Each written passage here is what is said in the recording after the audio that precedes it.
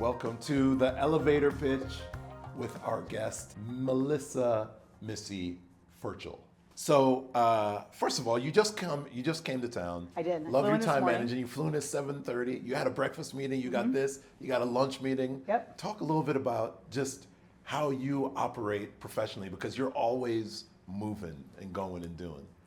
I'm a mom. I raised 3 boys, and I learned early on that it only worked if I could travel in and out in one day. Right. And the most I could ever do was one overnight. And I'll tell you kind of how that all sort of went down. So I had just had my second kid. He was 2 months old, 3 months old, almost. I was still nursing, and I hopped on a plane to fly down to South Carolina for a huge healthcare project that we were working on down there. And I got grounded in Charlotte because of 9/11. Oh, wow. Right. And it took me 3 days to get home. I didn't fly back. I drove back.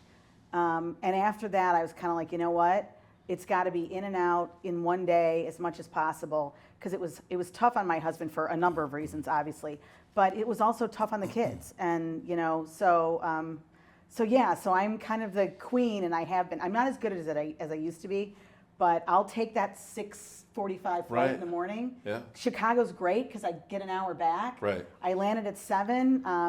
I met our hopeful potential partner at 8 o'clock for breakfast, and then came right to here. So I'm good at time management, but I also think that's the mom in me too. Like, you really learn how to sort of compartmentalize your life so that you can be all of those things to all those people when you need to be. So Now, speaking of the mom in you, the last time I saw you, you said something to me which I can't get out of my head.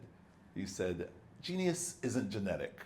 Oh, yeah. Right? Now, Certainly not. Right, but speak a little bit about your family history and being in this business. Yeah. So my parents both grew up in very blue collar environments. My grandfather on my mom's side worked in the steel mills in Cleveland. My dad's dad was a mechanic, but interestingly enough, and I don't know if I told you this story or not, but he was a tinkerer. That's what we call Greg in the office, a tinker. But my grandfather was a tinker, and he was always trying to figure out how to make things work better. My grandmother would cater funerals and weddings and that kind of stuff in the little small town that they lived in, and he was constantly hauling things around. So he had this whole setup in the trunk of the car. But one day, he decided that he needed turn signals. Where that came from, I have no idea. I don't know if he got sticking his arm out the window or what, but 40 years before they were typical on a car, my grandfather put turn signals on their little Buick K car thing. Yes. Wow. But of course, small town, they were immigrants. None of them had gone to college. My grandmother's family ran a grocery in New Philadelphia. My grandfather's family was a little more spread out. He had no idea what to do with it. Can you just imagine? You and I would not be sitting here today if my grandfather invented turn signals. That's right. Well, if he just got the patent on them, that's right? What I mean. That's all he had to do. I don't think they even knew a lawyer back then. That's incredible. Their expertise was, so this you'll find funny because they say the apple doesn't fall far from the tree. My grandmother, and this is basically in the late 60s through the early 80s, for 25 years, she was president of the senior citizens of Tuscarawas County for 25 years. My 4'11" grandmother. For 25 years? Yeah. That's incredible. Back when women were not, they didn't do anything like that. So that's incredible. Yeah, she was something else, that one. So your grandfather was kind of a weird genius. Kind of a weird genius. Yeah. And then speaking of kind of a weird genius. By the way, they made wine in the basement too. So him and my Uncle Guido. Oh, God. That's incredible. So I definitely came from doers. Solid stock for sure. Everybody worked really hard. So Cleveland is sneaky, kind of the redevelopment capital of the Midwest. Mm-hmm. You made your bones there, but you're doing deals all around the country. Can you talk a little bit about you've controlled here in Chicago, the iconic Armour Building. Yes. And maybe talk a little bit about that. What got you interested in that, and then some of the other projects you're leading around. Right. So if anyone doesn't know this, Cleveland is leading the country in office conversions. And a lot of it has to do with the fact that we were one of the early adopters of state historic tax credits. Right. So in addition to the federal program, you can then go ahead and layer on state credits, assuming you win an award. We've won, I think, 50 plus awards in Ohio for projects that we worked on, that we own, and then we have a pretty large tax credit consulting business where we do the preservation work, we do the syndication work, we do the applications, all those kind of things. So since then, but Cleveland's a little weird in that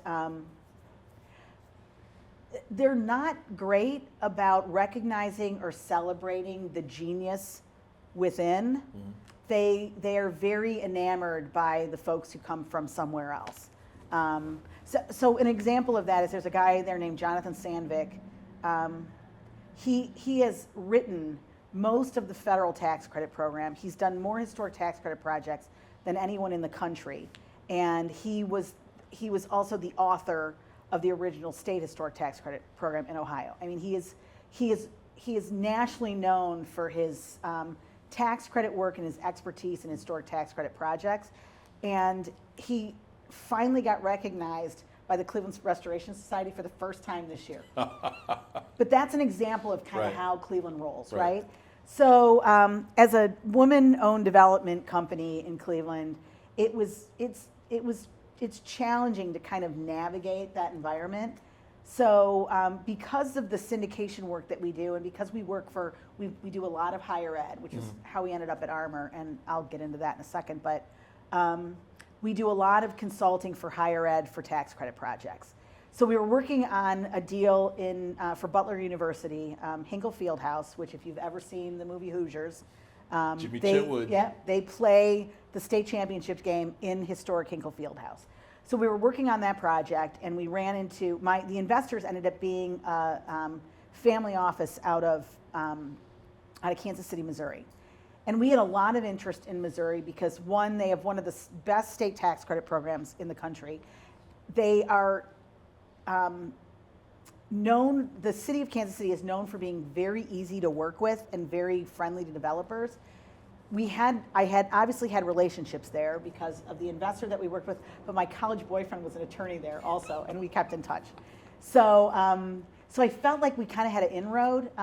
And Kansas City, strangely, when we started working there, had 10 consistent years of population and job growth, which was like unheard of in the Midwest back in like the 2015, 2016, whatever. So we ended up going there. We bought a group of buildings in a neighborhood called the West Bottoms. No one had done any development there. We worked with the city and with the state for 2 years to entitle the entire neighborhood, and ended up developing. We have 349 units there now, and we're gearing up to do another 140 to kind of finish the overall development. But after we did that, a developer out of New York City bought 26 acres down in the Bottoms, and they're doing a $3.5 billion development down there. So it went from being kind of this emerging opportunity to literally the place to be in Kansas City. And I think that's what we've always been kind of good at. It was what my dad was good at.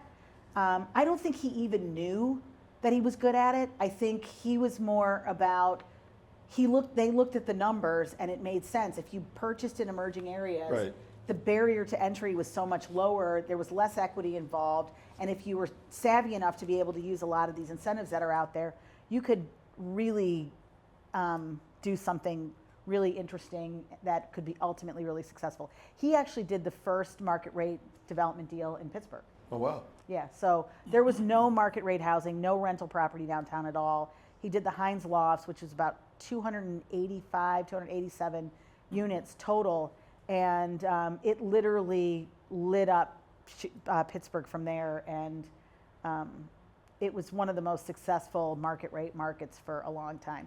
PA has some political challenges right now. Right. It's not an easy state to work in. So we've divested all of our interest in Pittsburgh. But we ended up here in Chicago through our historic relationships. So the National Trust, who we work with and who I work to lobby with for improvements to the tax credits, they had invested in some of the projects that we had worked on and knew that we had done a lot of higher ed in Ohio. And when Illinois Institute of Technology was looking for someone to do something with Main Building, they actually reached out to us based on the recommendation from the National Trust. It has been a slog for a number of reasons. Chicago's not like Kansas City. Dealing with the city of Chicago, and then COVID, right? And then dealing with the city of Chicago, which it was bad before COVID, and then it was a shit show after COVID. That's so, right. But I think we finally have gotten to a place that we all like, that makes a ton of sense, and I think it's going to be a pretty cool, pretty interesting project. Oh yeah, no, I'm excited to see the stamp that's left on the city with that. I mean, to me, I feel like we finally found the right partners, which has made a big difference. You know what I mean? So one last question, 1 minute or less. Who is Missy Ferchill in the elevator? So I would say I'm wife and mom first. And then I don't, I guess I'm a real estate developer, but that's not why I do it. Yeah. I do it because I love the opportunity to kind of take these neighborhoods and turn them into something that they should be. Right. And not something that somebody else is trying to make them You're an artist. You're an artist. Yeah, in a lot of ways I think I am. I'm a creative. I think when it's push comes to shove, I'm an advocate. Right. I not just advocate for incentives, but I've been advocating for education also for the better part of my life. So I think, and I've some been of the lucky stuff I know enough to we be able talked to kind of about pull stuff together. HBCUs and things like that. Which, by the way, we didn't even get to talk about that. Right. We're doing Livingstone College. We're getting ready to close with Bank of America on their first 2 dorms. Oh, wow. And we are working with Augusta National Golf Club to renovate 6 dorms at Payne College. Is that right? Yeah. Oh, that's awesome. Yeah. So I think we finally got my desire, my hope to be able to use tax credits for the HBCUs. It's the perfect marriage, in my opinion. There's the amount of history there with respect to this country is incredibly important, and the opportunity to be able to educate though the underserved, to me, no one does a better job than that than the HBCUs. And that's, I mean, that's, people vilify funds, tax credits all the time because the masses don't know about them, or they don't understand them. They don't understand them, yeah. But what they don't understand is that often they get used for buildings that are blighted, that are not producing any income or any jobs or anything else. So what you're really getting is you're getting a safer neighborhood, you're getting a more beautiful neighborhood, you're creating jobs, and you're creating a tax base. Nothing pays for itself more than historic New Market and like we have a thing in Ohio called transformational mixed-use tax credit. Yeah. Nothing pays for itself faster or with a better return than tax credits. Well, thank you so much, Missy. Thank you. This was really awesome. fun. This is awesome.